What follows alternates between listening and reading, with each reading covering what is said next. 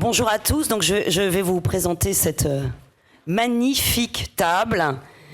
Donc là-bas, monsieur le producteur David Thion. Ensuite,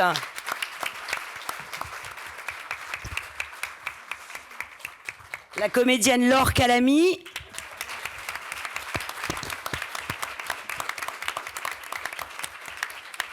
Le comédien Gaspard Huliel.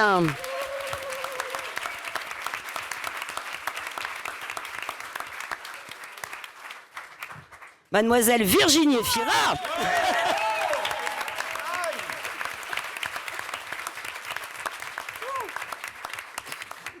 Le co-scénariste du film Arthur Harari.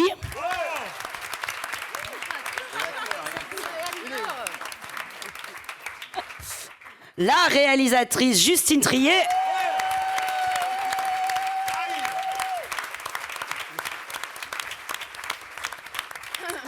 Mademoiselle Adèle Exarchopoulos.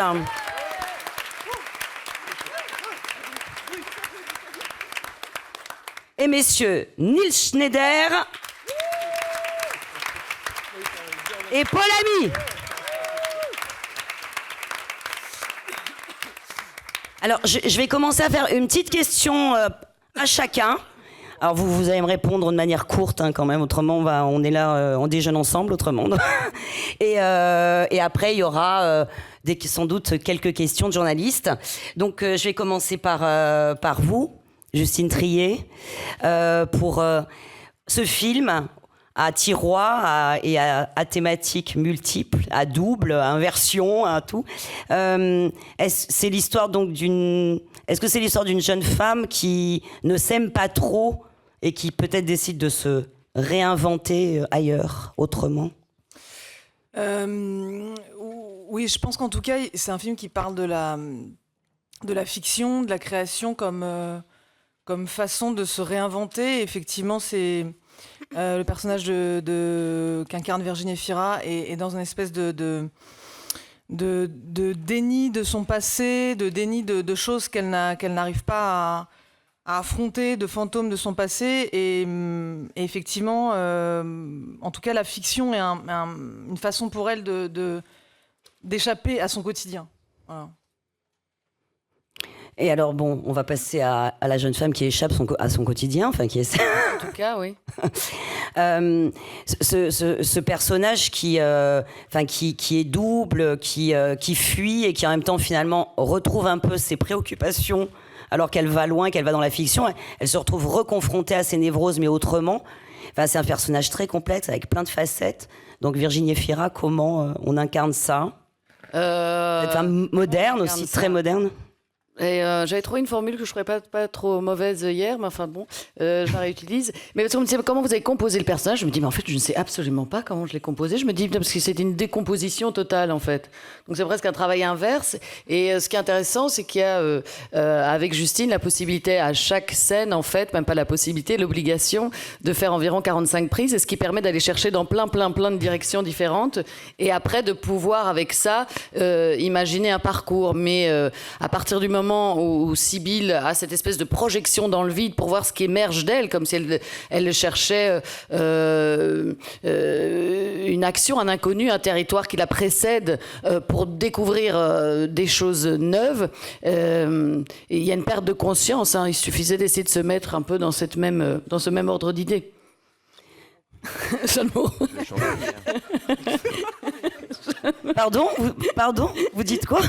Parce que je crois qu'elle parle de ma voix. Il faut quand même savoir que cette conférence de presse se fait le lendemain de la fête de la soirée.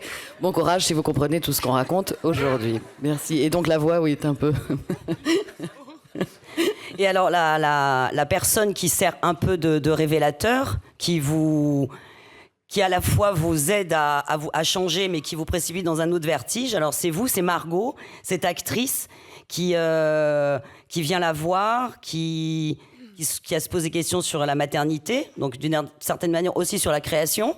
Ce double à la fois ce révélateur. Alors c'est qui Margot? C'est qui cette actrice? Ça marche? Oui. Ouais. Ok.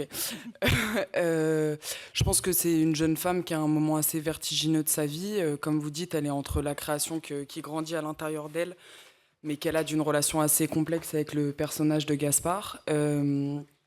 Et ce désir absolu de faire ce film. Et c'est vrai que ça met le personnage de Virginie face à ses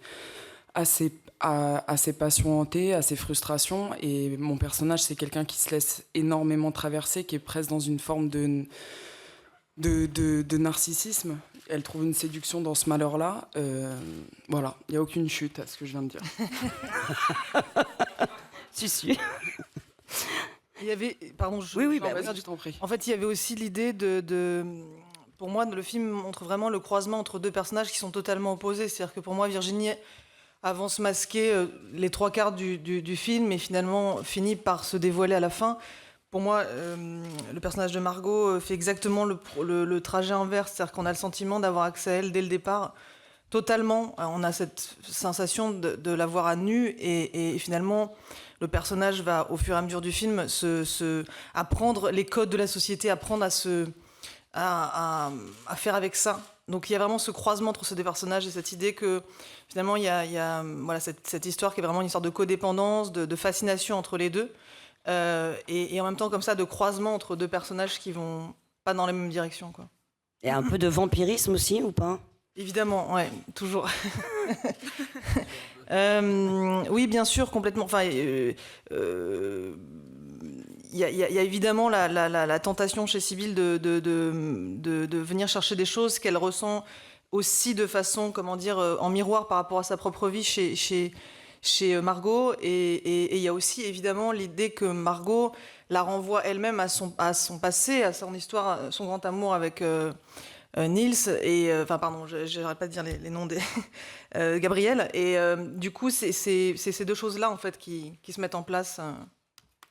Et alors après on parlera justement du passé, enfin en tout cas de cet homme qui a été important, mais disons dans le réel on va dire, mais donc au centre des deux il y a Igor.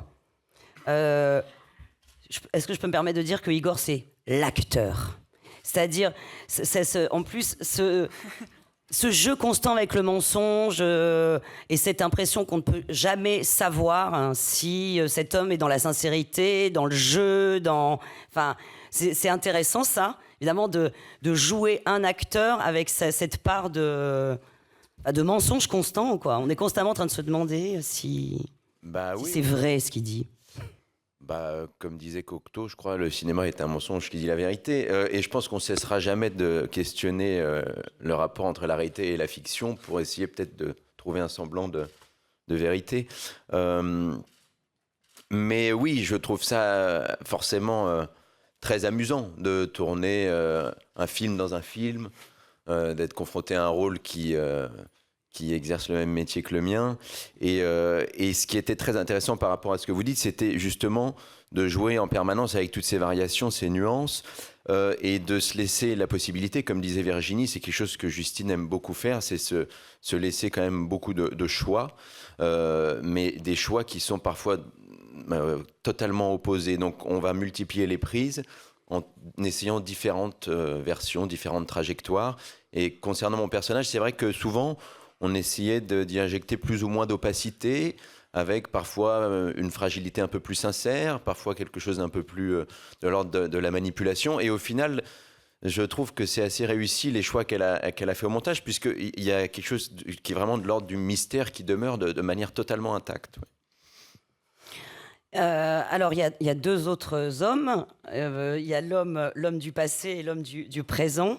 Alors, vous incarnez celui qui a été aimé, qui a été follement aimé. Vous incarnez celui qui est là. Oui, quoi, qui attend à la maison, c'est important. Enfin, mais c'est intéressant. Enfin, comment vous avez abordé ces deux figures masculines, quoi?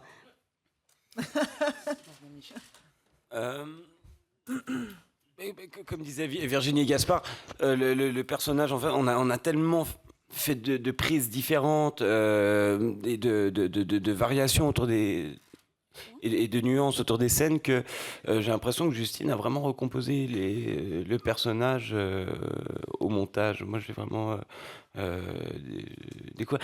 découvert au montage. Après, ce que je trouve... Vous avez découvert votre personnage au montage? Oui. Non, mais... oui. Ah oui. Et... Voilà.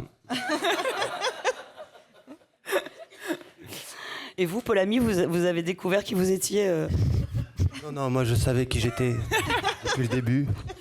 J'étais un homme qui devait faire l'équilibre, le contrepoids avec tout ce qui lui arrive dans son aventure. Et donc être un pilier. Et surtout ne rien comprendre à ce qui se passe. Juste être là. Et fort. Voilà. Non, mais c'est vrai que le film a tellement, en fait, je pense que le film est impossible à comprendre vraiment quand on le tourne, parce qu'il y avait énormément, il y a tellement de facettes, tellement de morcelages comme ça dans le film qu'effectivement on lit ça, et j'imagine on a des projections, mais le film se crée aussi au montage d'une certaine façon, donc c'est vrai que c'est normal qu'il y ait une espèce de découverte un peu comme ça, tardive, quoi. Et alors, il y a un autre pilier, mais assez piquant quand même. C'est à la sœur que je m'adresse, Laure Calamy. Allô, oui.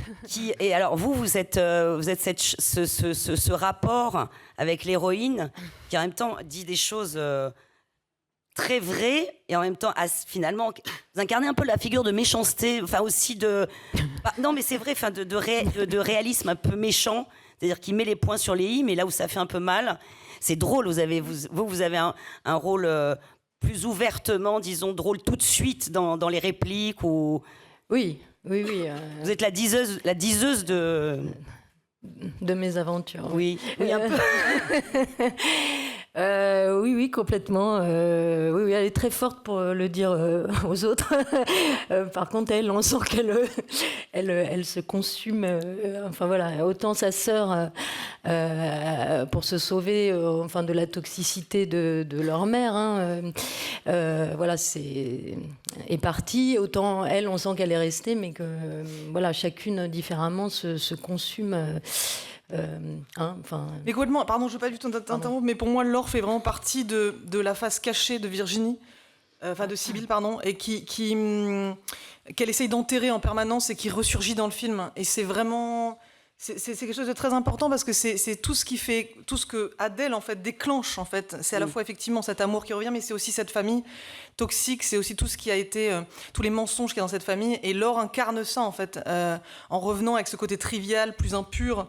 Et c'est toute cette part-là du passé de Virginie qui est incarnée dans le personnage de Laure et qui est très important selon moi dans le background comme ça de Sibylle.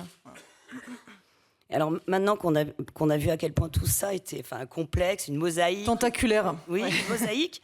Le scénariste, je voudrais demander comment on écrit donc Sibylle avec Justine Triet et que est-ce qu'elle arrive en disant voilà, je veux parler de tout ça, et on va se débrouiller avec tout ça. Alors, déjà, je suis pas le scénariste du film avec Justine, c'est vraiment Justine qui écrit ses films et je l'ai secondé, quoi. J'étais là pour donc le film a une dimension relativement complexe et chaotique et encore c'est vraiment rien du tout comparé à ce qu'était l'écriture du film. C'est-à-dire qu'à un moment, les murs étaient couverts de post-it au-delà de ce qui est raisonnable.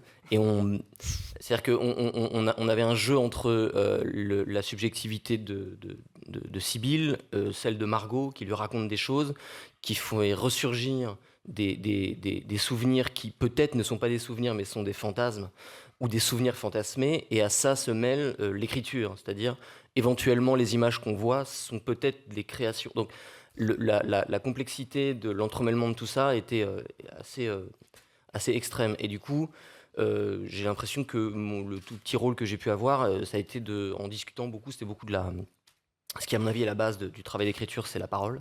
Ça a été d'essayer de mettre à jour et de dessiner un chemin à ce chaos-là qui était nécessaire. Il fallait que le film se construise comme ça et que ce soit finalement à l'image, et ça l'est. Et en même temps, il fallait trouver une harmonie. Mais je dois dire que le travail d'écriture s'est poursuivi au montage, et là, moi, j'étais pas là. Et je trouve que c'est remarquable ce qu'ils ont réussi à faire, parce qu'on a simultanément la sensation d'un chaos ou d'un labyrinthe, et d'une grande clarté, ce qui est assez prodigieux, quoi. Et d'ailleurs, vous êtes à l'image aussi pour organiser ce chaos, enfin tenter de le faire, puisque vous êtes le psy de la psy. Ouais, alors ça c'était très marrant. Donc mise en abîme. Oui. La boucle. D'une certaine manière, dans le film, on peut dire que je jouais le même rôle que ce que j'ai fait à la maison. Enfin, à la maison, au bureau. Dans ce cas-là, c'était le même espace. Et oui, avec ce côté presque... en fait, pour moi, c'est... on peut dire que chaque personnage du film est une projection intérieure de Virginie. De Sibylle. Donc plutôt de Justine, on va dire. Tout ça est très simple, on le voit. Et en fait, le personnage du psy que je joue est aussi une facette. C'est comme si c'était c'est comme dans Tintin, vous savez, il y a Milou qui lui dit non, ne bois pas l'alcool. Si, bois l'alcool. Non. Moi, j'étais plutôt celui qui essaye de dire ne franchis pas les lignes. Tu sais très bien que l'éthique veut que tu ne fasses pas ça. Et évidemment, tout ce qu'il lui dit de ne pas faire, elle le fait. Et alors donc, pour terminer, David Thion, avec ça, là, donc comment on produit ce film où il y a des post-it partout sur une pièce et... Le premier moteur, en fait, c'est la conviction intime et très très forte qu'on travaille avec une grande réalisatrice. Parce que, bien évidemment, il y avait 2 films qui avaient été faits avant et c'était incontestable qu'il y avait énormément de talent. Donc ça, c'est le premier moteur. Et puis après, il y a un petit défi parce qu'on avait assez peu de temps. C'est-à-dire que Justine, quand elle m'a donné à lire la première version de scénario, on était au mois d'août et il fallait commencer le tournage au mois d'avril suivant. Donc ça laissait peu de temps et c'était un scénario qui était encore plus touffu. Enfin, Arthur l'a dit, mais dense, 165 pages. Et c'est ça qui a été vraiment la chose la plus excitante, mais aussi la plus difficile, qui était d'avancer, de trouver de l'argent pour ce film, de réunir une équipe technique, de trouver les comédiens, tout en ayant un scénario qui était en perpétuelle évolution. Ce qui est relativement rare, parce que d'habitude, le scénario, à un endroit, se fige, on va dire. Et ça a été... la chose même, je dirais, la plus passionnante au tournage et aussi au montage. Le film se recrée en permanence. Je crois qu'il y a une question. Hi, I'm David from Movie View China. My question is Bonjour, une question de Chine, une question pour Justine. Je me demande si vous vous êtes inspiré, de qui vous êtes inspiré pour créer ce personnage. Et est-ce que vous avez voulu travailler avec Sandra? J'ai adoré Sandra Hüller dans Tony Erdmann. Et par contre, je l'avais rencontrée il y a 10 ans. Elle m'avait donné un prix à la Berlinale, donc j'avais un souvenir plutôt sympathique d'elle. Non, alors honnêtement, peut-être j'ai une part d'inconscient très forte, mais j'aime vraiment trop la fiction, donc sûrement qu'il y a des choses de moi dedans, mais ce n'est pas du tout un autoportrait. Et après, évidemment que je m'inspire de choses qui viennent de mon entourage, de moi, voilà, mais c'est pas une projection pure. En plus, enfin, j'espère que je suis pas aussi que je suis pas dans une situation aussi catastrophique qu'elle dans la vie. Non, honnêtement, c'est un mélange de plein de choses. Moi, en tout cas, j'ai pas vraiment de fascination pour l'idée même de l'autofiction. J'aime l'idée vraiment j'aime l'idée de me cacher, moi, qu'il y ait des choses de moi cachées dans une narration comme ça complexe. Il y a forcément des choses de moi, mais j'aime bien l'idée que ce soit caché, en fait. Et de ne pas... voilà. Donc, Sandra, peut-être qu'il y a des petites choses... Je pense que les actrices ont vu peut-être plus de points communs entre nous deux que moi. Madame, oui. Good morning, my name is Vanessa, I'm from Hong Kong. Bonjour, je m'appelle Vanessa, je suis de Hong Kong. J'ai 2 questions. La première pour Justine. Vous avez dit que ce n'est pas un film qui reflète votre vie. Il est probable que tous les réalisateurs souhaitent faire des films, soit comme une mission, soit pour présenter un documentaire. Donc, quelle a été votre mission en faisant ce film ?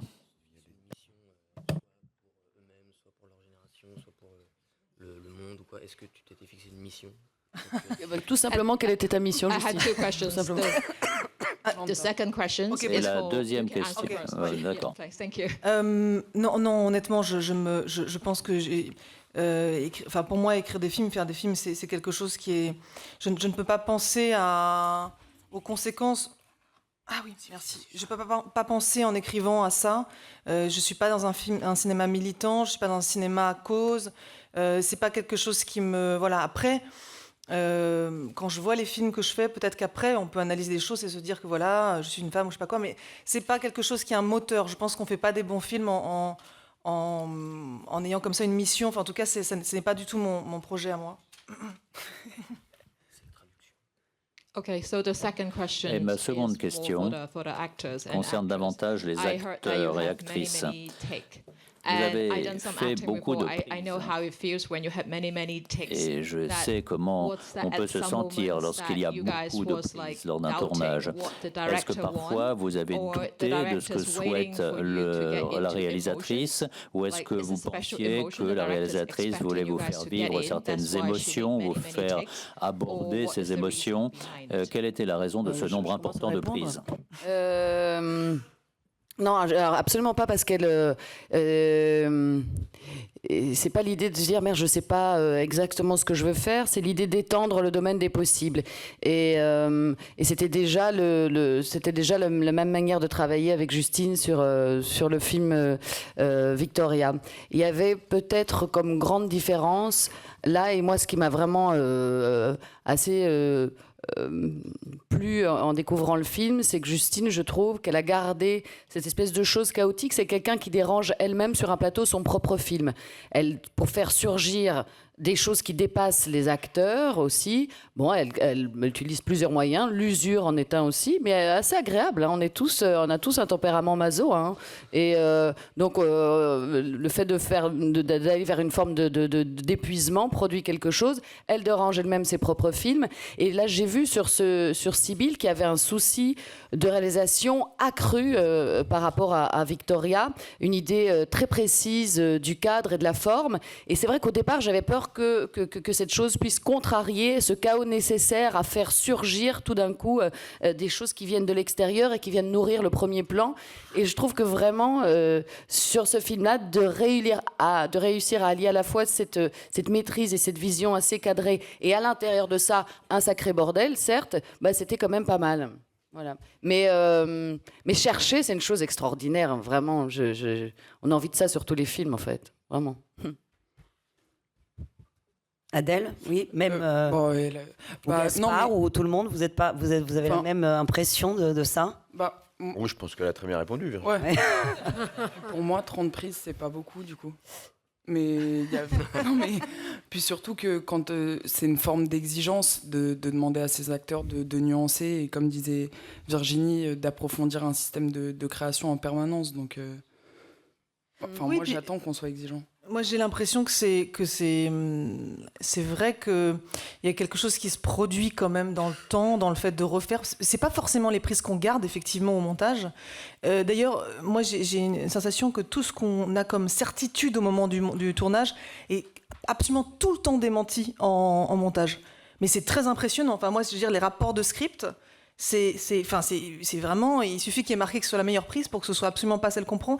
Donc c'est vraiment, pour moi, c'est quelque chose d'essentiel, de chercher ensemble et d'aller dans des directions, dans des tonalités légèrement différentes, d'humour, de noirceur, et de chercher ensemble, parce que chaque acteur est différent. Adèle et Virginie ils ont des façons de s'accaparer comme ça le terrain du tournage qui est complètement différent. Donc c'est pour moi j'ai besoin de ce temps-là en fait pour évidemment ça c'est un peu plus convenu, l'idée de lâcher prise, mais c'est pas que ça.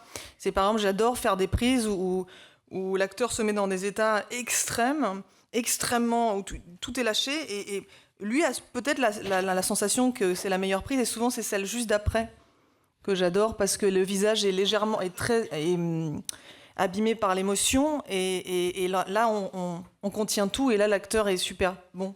Donc c'est un truc physique, quoi, organique, étrange quand même. Et si on se mouille pas un peu là-dedans, j'ai la sensation que on reste dans ce que l'acteur peut offrir comme ça, mais il n'y a pas je sais pas, cette chose magique aussi qui est géniale quand on se détourne un tout petit peu du scénario, quoi. C'est-à-dire, le scénario c'est génial, c'est une matière super, mais si c'est juste pour tourner un scénario, ça n'a pas vraiment d'intérêt, quoi.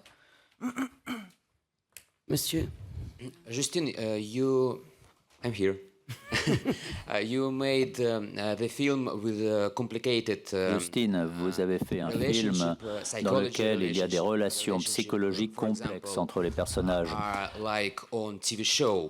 C'est un petit peu comme un show télévisé. Many levels film have.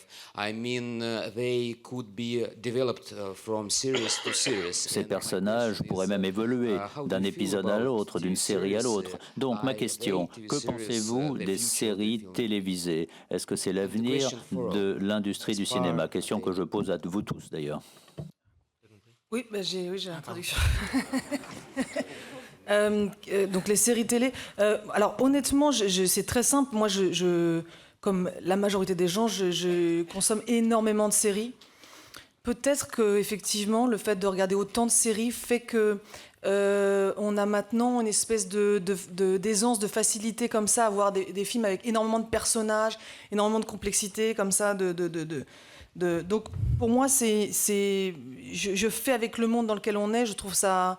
Je vais pas dire voilà le cinéma contre la série, etc. J'adore le cinéma, mais effectivement, je regarde énormément de séries. Donc après, il y a énormément de choses très mauvaises qui même la majorité. Mais en tout cas, par rapport à ce côté, ce dont vous parliez, c'est-à-dire le côté personnage secondaire extrêmement intéressant, extrêmement développé, c'est évidemment, en tout cas dans les grandes séries, des exemples et des choses qui m'ont nourri, évidemment, qu'on nourrit mon travail, c'est sûr. Ouais. Monsieur. Yes, Carlos Carrasco from La Razón, La Paz, Bolivie. Question de La Paz, en Bolivie. Ma question est la suivante. Ce film vous a pris combien de temps? Et la seconde question est indiscrète. Quel en a été le coût? Le temps, combien de temps ça a pris? David. David. Alors le tournage, je crois. Alors on a eu des combien?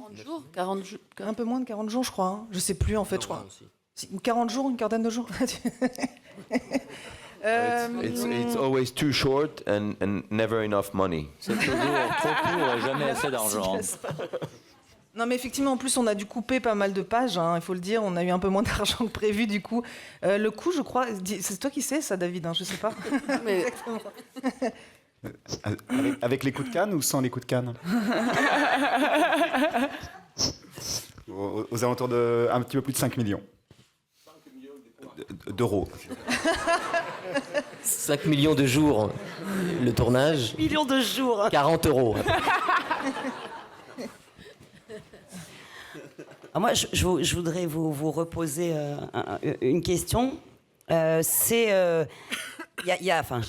c'est ridicule de dire il y a deux parties, mais il y a ce moment où ça part donc en tournage de film.